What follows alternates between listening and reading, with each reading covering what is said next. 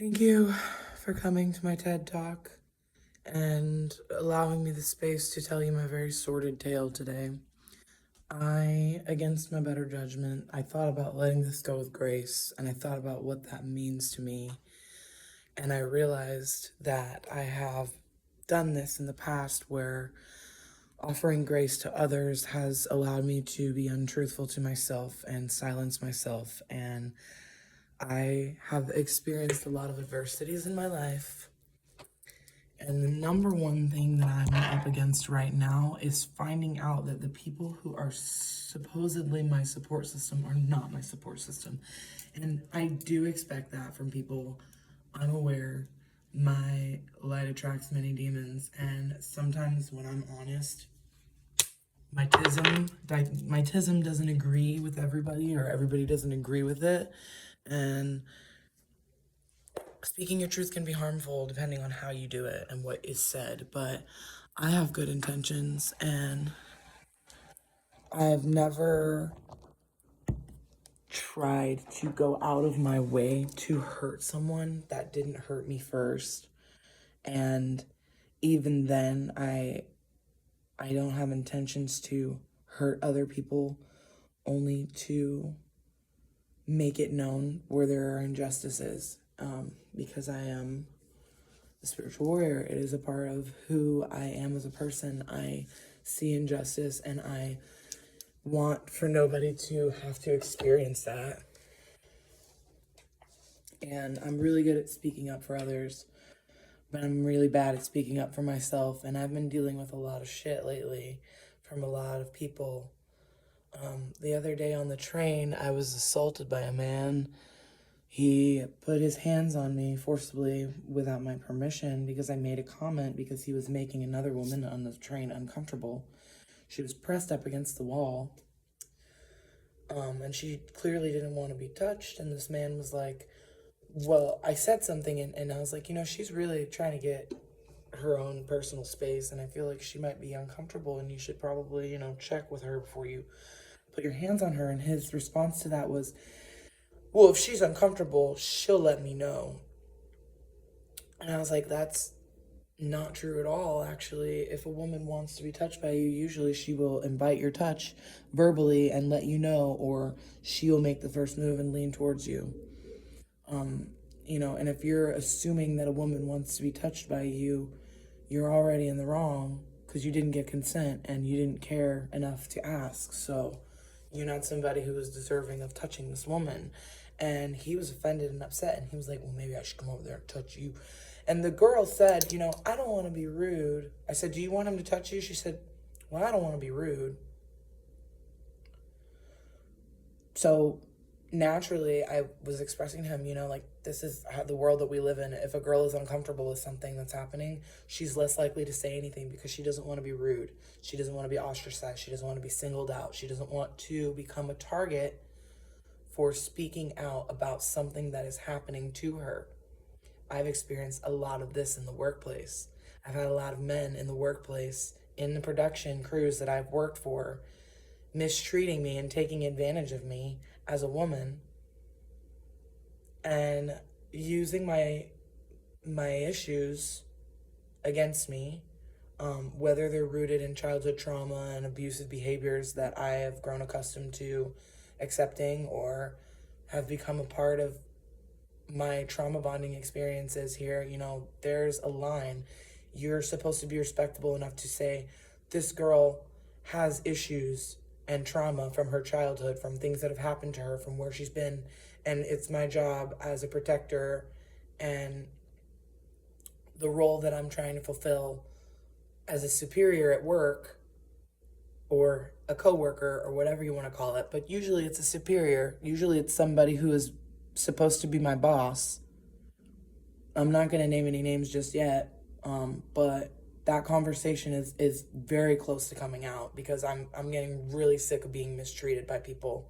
And I've been ostracized by men all of my life for being an intimidating or strong, forward, outwardly spoken woman. And I can work with men in construction spaces, and they can say whatever inappropriate things they want, and I roll with the punches and I laugh and I brush it off doesn't make it right, but I've grown used to retorting and coming back and having something to say to protect, as a defense mechanism, to not seem vulnerable. And eventually that became a part of my personality. And I'm a very sacral person, so it is one of the first things that anybody notices about me. So, that being said, I have had issues with being mistreated by certain companies as soon as I don't bend to their will, do what they say, or come out and openly express that I'm in a relationship and I'm not available to be looked at as a piece of meat or treated a certain way, or, to have whatever inappropriate relationship they're trying to pursue with me. As a boss, you're supposed to say, hey, like, I know you got daddy issues, but you probably, this is inappropriate and we shouldn't go here. We shouldn't have this conversation. We shouldn't be doing this. This behavior is wrong. And, I'm not going to hold it against you because you have issues, but like, if you need to talk to somebody, you can talk to somebody. But I'm going to recommend you, talk to somebody about this, because this is not appropriate behavior. This is not where a relationship can go. And instead I'm usually met with this, I can't have a serious relationship with you or show interest in you because I'm your boss and it would be inappropriate. However, I do want you to send me naked pictures of your body, and I do want to have fun with you, aka have a sexual relationship with you that I know crosses a boundary, is not acceptable, is not okay in the workspace. But I don't want to give to you. I don't want to have a relationship with you or show you any value in any way. That's painful. That's wrong.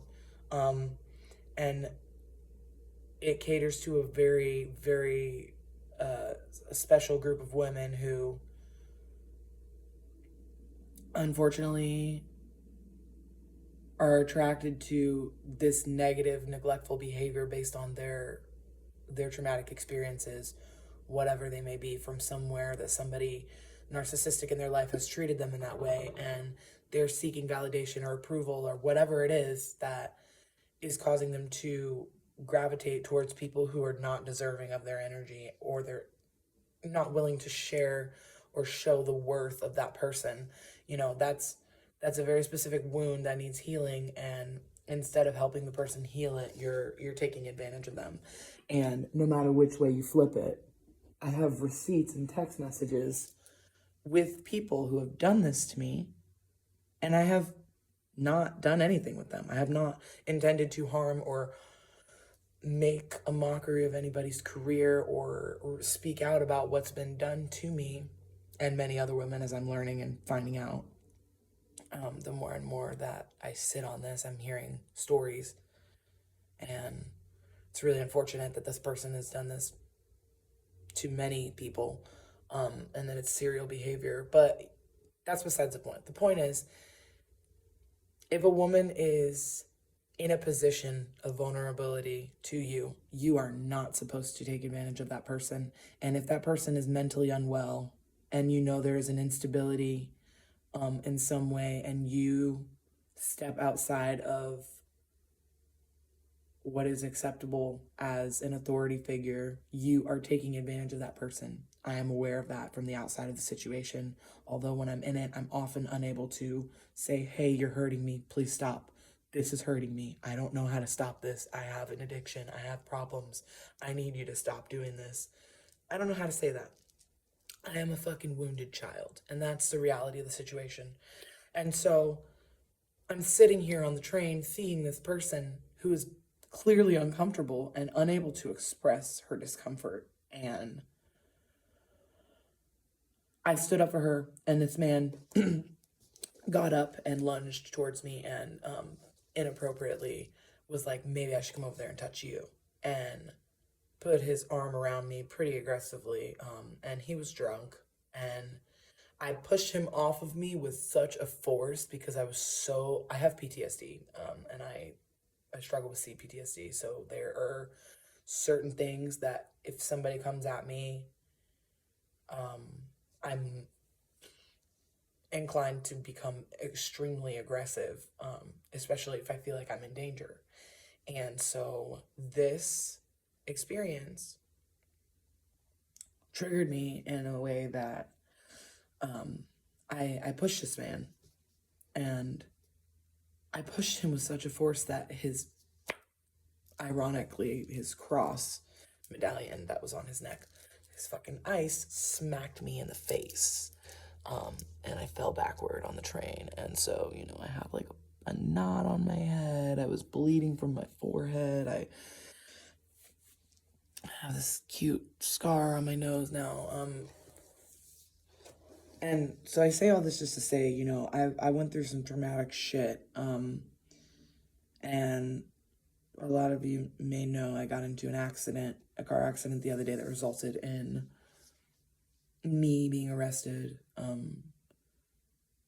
for something that's legal in my state but is not legal in Georgia. And so now I'm dealing with that. I spent 3 days in jail, which was traumatizing enough to not be able to get a hold of anybody and to experience a financial setback, all on top of being ostracized from jobs that I work at. And I really work hard, and whether or not I am seen or valued, I still show up. Whether or not it is positively affecting my bank account or not, I show up. And I do that for my coworkers and for myself to try and find something to hold on to, because I'm really tired. And I got to a point where I didn't want to live anymore, and my job became everything to me, and it saved my life, and it gave me a reason to keep going. And through working in this industry, I've been able to help other people who struggle and suffer in silence and don't express to others around them, the shit that they deal with, whether it's at home or in other workspaces, or, and I have tics and things it makes it difficult for me to work in certain spaces. I have PTSD.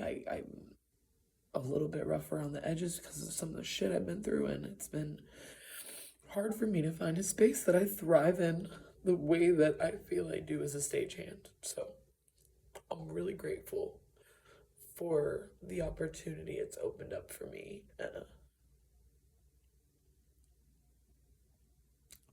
But I'm experiencing a lot of pushback from things, and I've been assaulted working for some of the crews that I've worked with, and I've not spoken up about it or done anything about it because I'm very predispositioned to feel that when I reach out for help, nobody is going to help me. And so in regard to that, I often bury those things, and I've dealt with a lot of traumatic experiences on the road, traveling as a woman by myself with no car, and I'm terrified of driving because I've been in a lot of accidents, even, though I've never been the driver, I've been in a lot of accidents, and my family is prone to accidents for some reason, and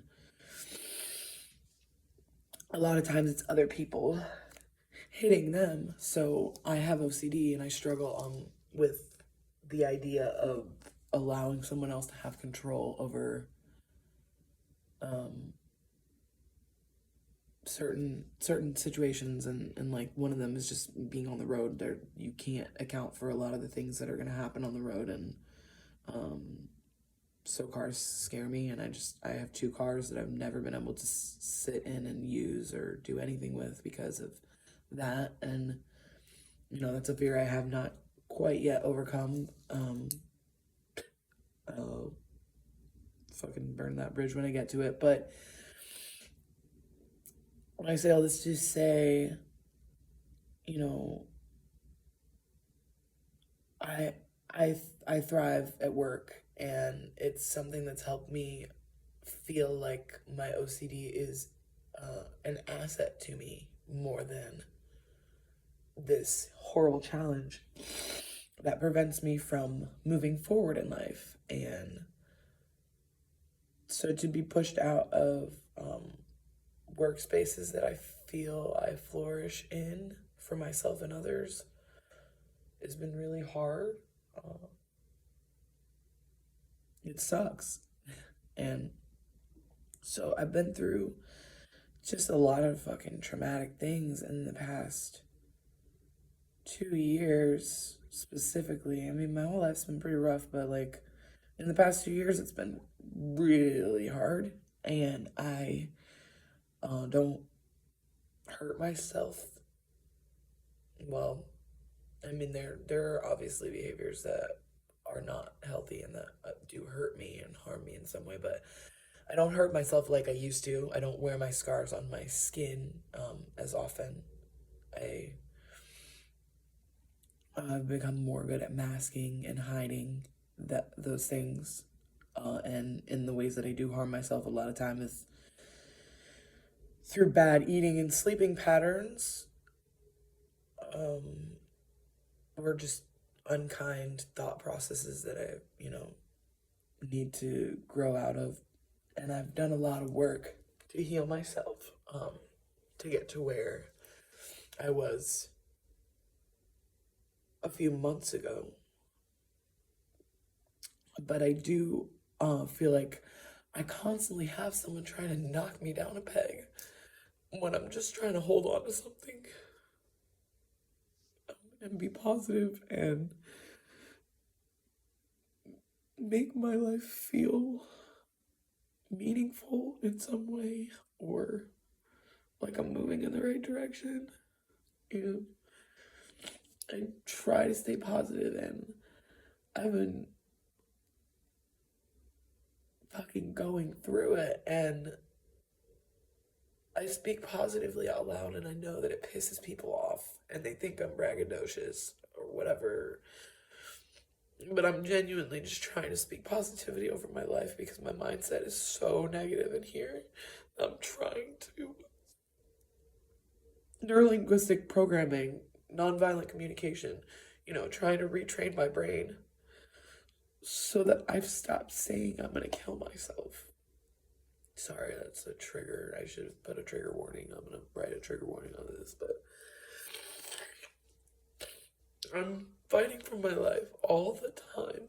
And I don't think people know that or see that because I mask and I put on a bold face and I don't talk about it. And the only people who know are people who grew up with me and know where I came from and what I've been through.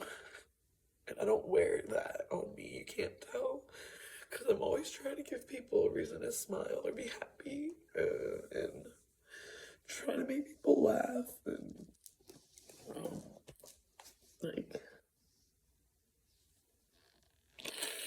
and it pisses people off that I am the way that I am. They're like, I don't understand why you're so fucking positive or so happy all the time. And I get so much shit from people that I think are my support system and my friends. And I'm really tired. I'm really exhausted. I almost checked into this hotel tonight and recorded a video saying bye to everybody. And I decided instead to speak on what's really hurting me right now so that I don't do that. And maybe this video will touch base with somebody and help them to not do that to themselves. And I know God's trying really hard to keep me afloat through this, and so I'm grateful for that. But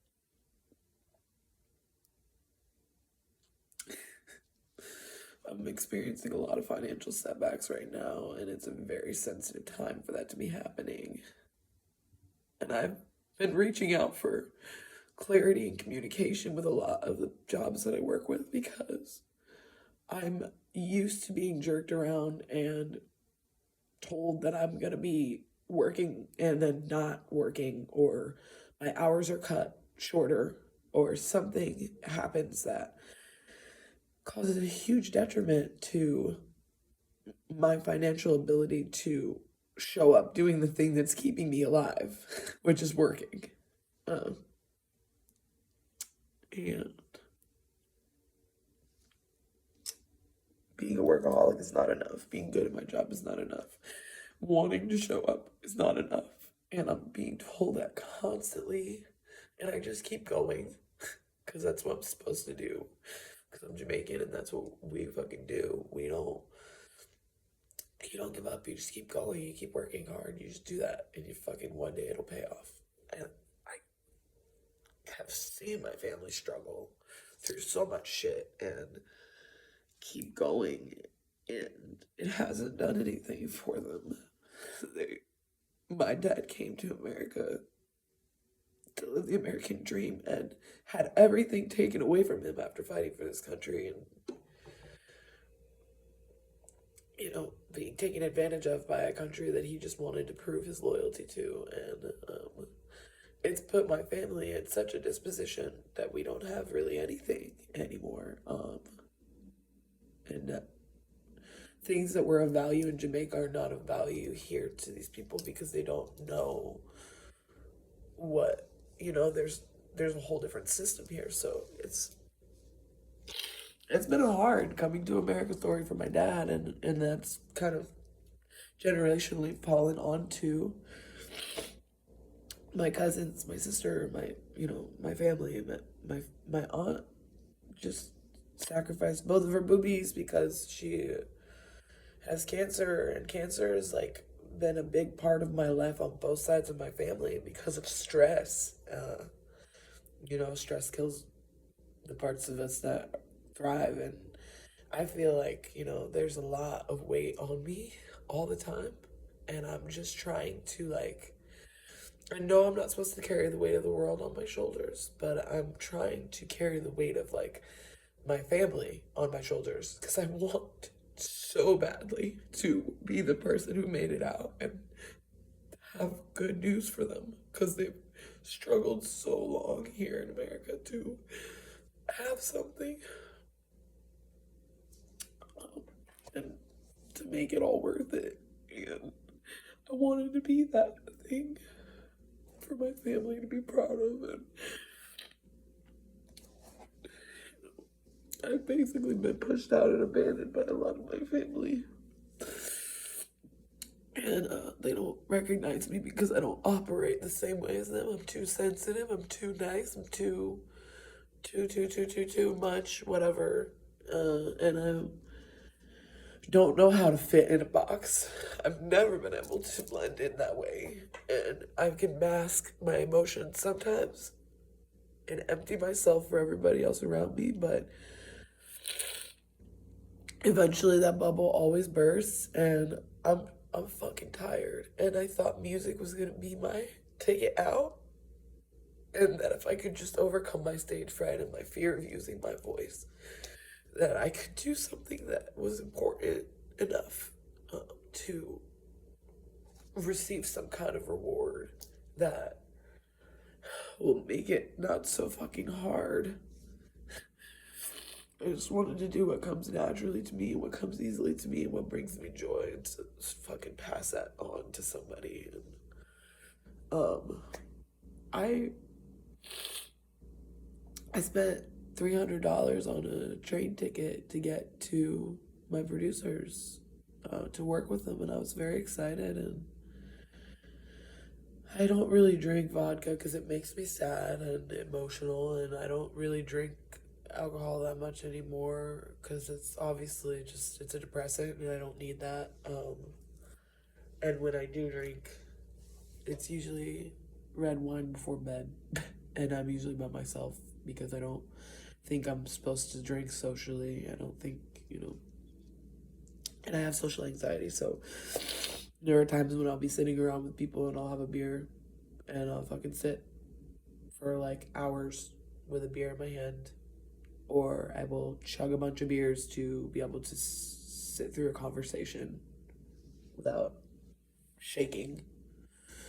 Um, And I know these aren't good behaviors, but that's my truth. That's like, it's just been a part of my life, and it's something that I've been struggling with and I work with. But you know, I drank vodka and I had a sensitive conversation with my producer, who I thought was my friend and my family, because they said I always have refuge in their home and I'll always have a place with them and I'll always be safe, and as long as they're around, I'll be protected, blah, blah, blah, whatever. All the fun, beautiful, wonderful, positive, uplifting things you can say to somebody who's on the other end of the phone crying because they just got out of jail and they don't know why this shit's happening and they're stressed and they just were trying to fucking help make the world a better place for people who struggle like them. You know, so somebody will tell you all the things you want to hear and you think you have a friend, and then fucking when you're no longer of value to them or operating in a way they want you to, you are a problem. You're a burden. You're not their responsibility. You're not their family. They don't have to deal with your shit. So during this experience while drinking, I made the mistake of becoming vulnerable in a conversation. Something was said that triggered my sensitivity. You know, I said I'm sharing music and what we're gonna work on, and he says to me, you know, you're a lot of, you know, your music is sad. Like, you have a lot of sad stuff. I'd love to hear something positive from you. I'd love to hear you put out something more positive. And I said, well, if you're not completely confident in what we're working on and you don't want to produce me and my story and what it is that I've written, then I don't want you to do that, because I want you to be proud of the work you're putting out. And if you're not, it makes me feel like you don't like my music or you're not proud of me. Not trying to twist anybody's words. I genuinely was expressing a vulnerability, which was the alcohol. I should have probably swallowed that comment. But I don't see I don't see ever a reason to suppress your truth and not speak it. It's the tism, but I just really don't. I think it's stupid to live in shadows and beat around the bush and walk around without saying what's on your heart. I don't agree with that way of living, and I'm trying to fucking make my life, you know, and walk my path and my purpose, which I believe it has a lot to do with speaking up, because it's been the hardest thing for me to do for myself. So I know there is a purpose in that, and maybe this video right here is it, but you know, this whole experience of me expressing a vulnerability was thrown in my face because the other person, my producer, is sensitive too.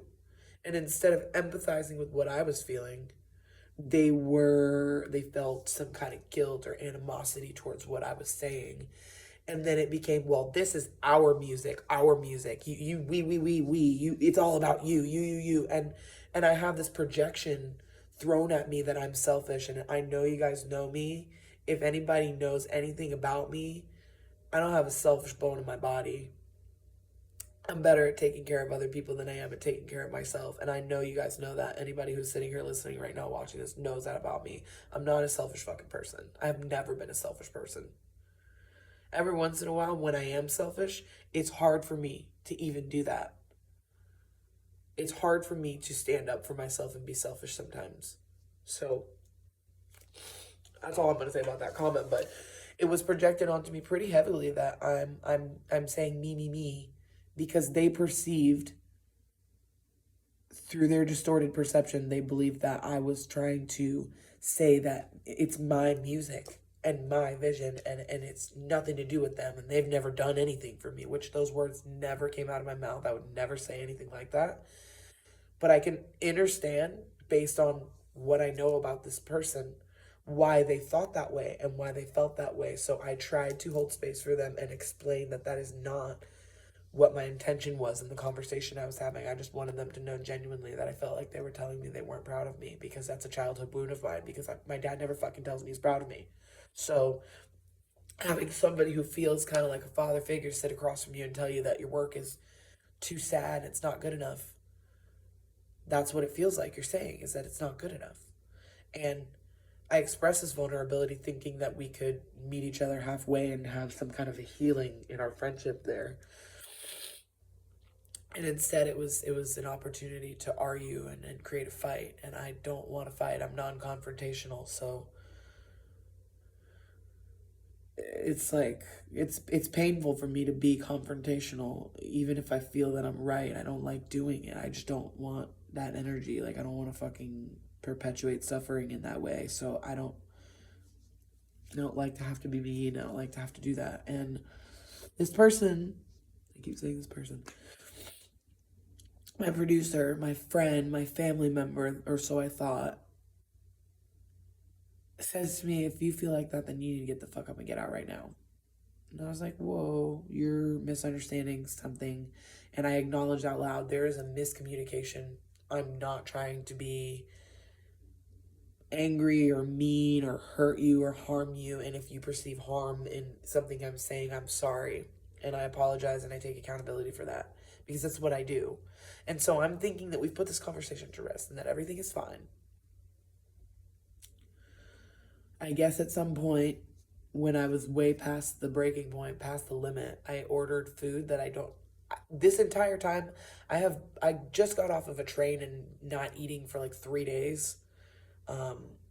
Anything that is of substance or health, and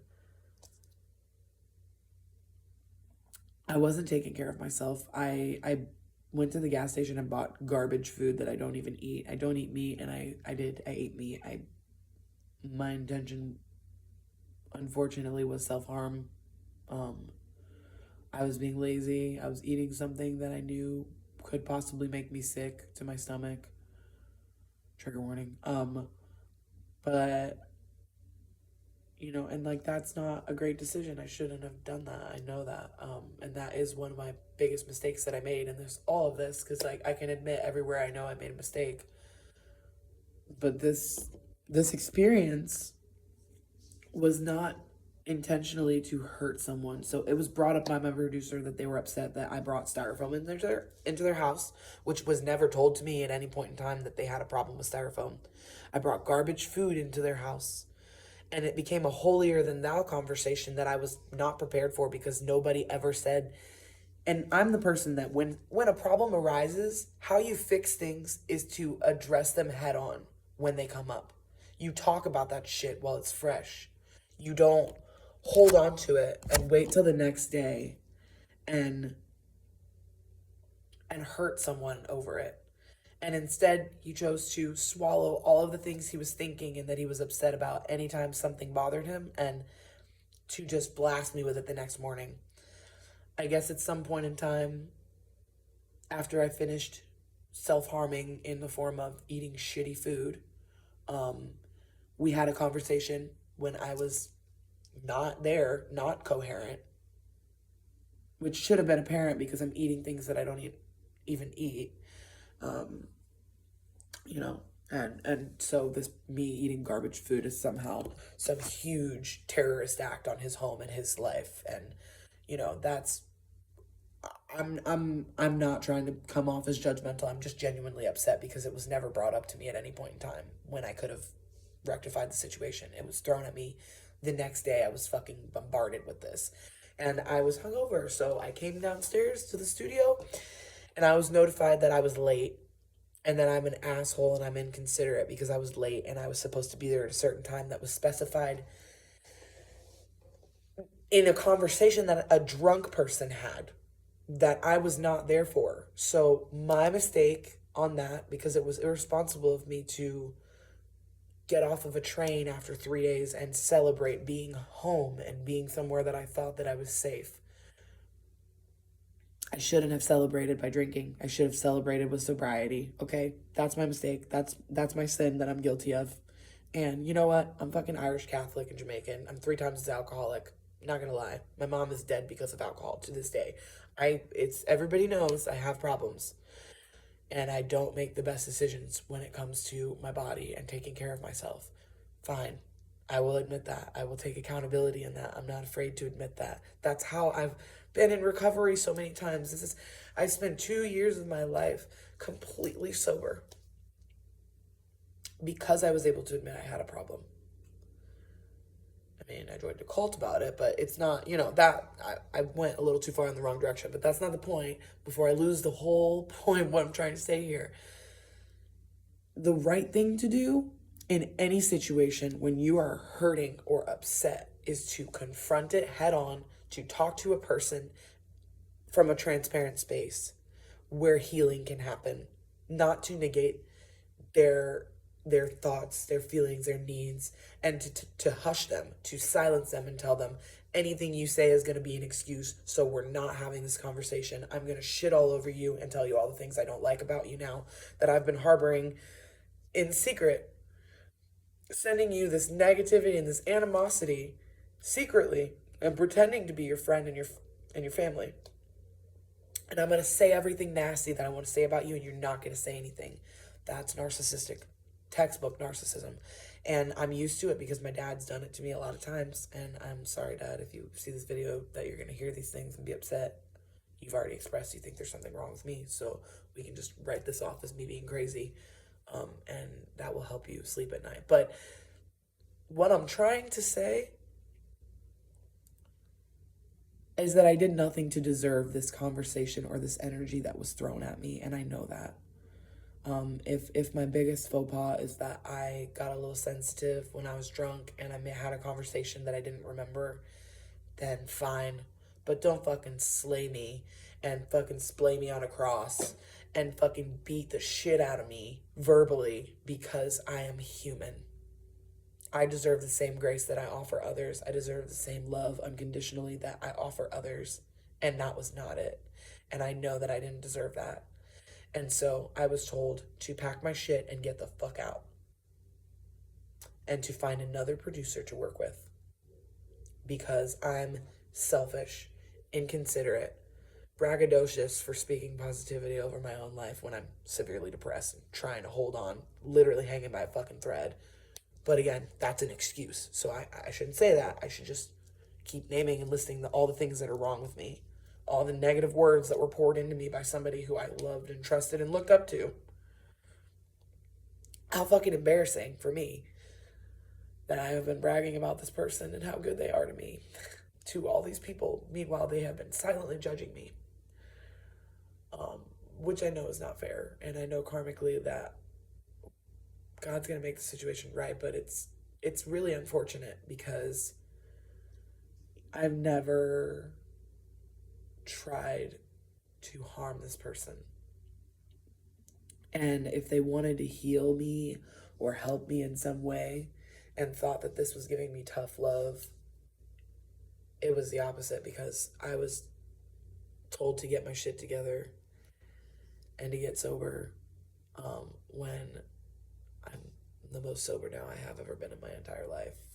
And I have been getting my shit together pretty consistently to the point where when I went to jail, I took the time to do research on the crooked cops that were trying to nail me, and I was able to find evidence that is really going to help me, because I was taken advantage of and mistreated, and I'm not going to get into the details of it, but these people were crooked and they didn't do what they should have done. And I've never had my shit so together that I've been able to prepare a defense for myself in the way that I have, and to make a conscious decision to book a ticket to travel on my own anywhere. Because there was a point in time where my agoraphobia was swallowing me to the point where I couldn't even walk my dog, and I had to hire somebody to come walk my dog. I couldn't leave my apartment. I've never had my shit so together that I've been able to walk freely in the world by myself, or afford literally anything good for myself. I'm doing really fucking good, and everybody who knows me has been congratulating me on how great I've been doing, and this person doesn't know me at the end of the day, and it's sad because I thought that they have been watching and learning me and getting to know me all this time, especially because I've been sharing my music and my story with them the most. And they just didn't see me. And they were holding me in this light that I was so unaware of how harshly lit. And I don't, I don't have the words for all the things that were said to me that were out of alignment with who I am. But I was really, really, I mean, ripped apart, and told, you know, just things are so untrue and out of alignment. And I wasn't given a fighting chance to even try to rectify the situation or make it right or apologize. It was told to me that I was inconsiderate for not giving money, for gas that I wasn't aware I needed to give, because I thought this person knew that I just spent all my money to get out of jail and then bought a ticket to come to them. Because they told me that they would be there to support me when I felt like I had nothing. So I was unaware, and they didn't take the opportunity to say, hey, can you give me some gas money for picking you up? And they keep saying, well, the principle is that you didn't offer it. It's like, yeah, I didn't fucking offer it because I don't have anything to offer. I'm borrowing money from other people right now to even be able to afford to sit in this hotel right now, because I spent the money that I had on a whim, because I thought God wanted me to come work with you because you said I was your golden ticket. And other people said, you struck gold with this one. She's going to help you. You guys are going to make so much money together. I did that for you. I could have worked with several people in my hometown. I live in Florida. I'm surrounded by musicians. I came to you because you made me feel like you saw me. And then you turned around and told me you didn't see me. And not only do you not see me, but you have all these negative thoughts about me and this fucking twisted, distorted perception of who I am because I didn't give you money or buy you food that I didn't know you needed me to do as a grown-ass man who has a fucking house and a life of his own. Forgive me for having things so fucking twisted in my 29-year-old baby brain. You talk to me like I know nothing, but then you treat me like I'm supposed to know all these things. It's very fucking confusing. And I shouldn't be fixating on this, what happened, because narcissism doesn't care. And I know he doesn't care about how this has affected my life. God will make it right. But, I went through so much shit, and I wanted to give up, and I fucking came here to work with you, and you're acting like I am a horrible fucking person because I didn't show up on time to something that I didn't know I needed to be there for, because I had a conversation when I was not in my right mind and clearly acting out from trauma wounds. Like, tell me to get my shit together when I'm drinking vodka and you know I don't drink vodka. And you see me drinking vodka when you know that I don't fucking drink vodka. Tell me I need to get my shit together when I'm crying on the floor, eating meat as a vegan. Tell me you think I'm being inconsiderate if I don't open the door for you. Tell me you feel like I'm hurting you when my words don't align with what you have in your head. Tell me when the problem arises so that I can fucking be accountable and fix it. Don't fucking turn around and tell me all these terrible things about myself that are untrue and hurt me, and then say in the same sentence that it's a spiritual thing and I wish you the best. Because that's not what that is. That's the fucking devil. And I know when I look the devil in his eyes, I know what I'm seeing. And the fucking earth started crying as I got out of the car.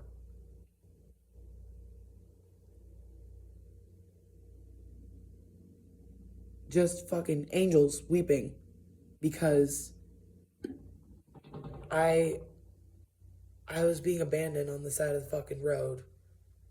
in the middle of nowhere with no resources by somebody who I trusted and who God trusted to help me and guide me and take care of me.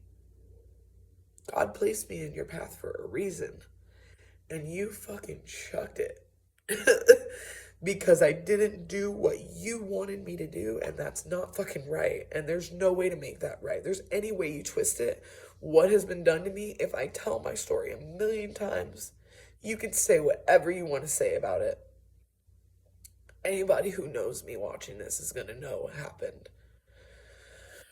And I'm praying that whoever watches this and takes the time to watch this will pray for me, that I don't randomly wake up in the night and feel anxious and overwhelmed like I did when I got in here, and that I don't hurt myself or do something stupid so that I live to tell this story again. I'm reaching out because I really need prayers right now.